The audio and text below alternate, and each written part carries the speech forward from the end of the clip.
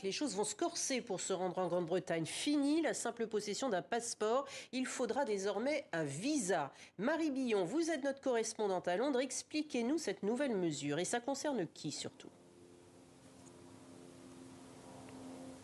Alors ça concerne tous les ressortissants étrangers, dont les Européens, qui voudront venir séjourner au Royaume-Uni ou alors juste faire une correspondance dans un aéroport britannique. Ça s'appelle une autorisation électronique de voyage, une ETA. Alors ça n'est pas gratuit, vous l'avez dit, 12 € à partir du 2 avril prochain, mais c'est valable pour 2 ans pour de multiples voyages.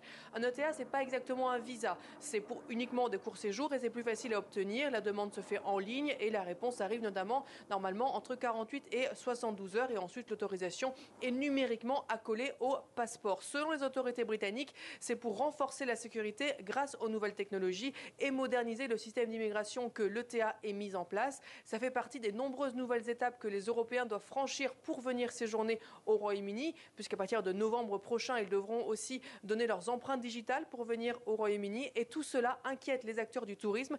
Ils craignent que cela rende le territoire moins attractif pour les vacanciers de courte durée.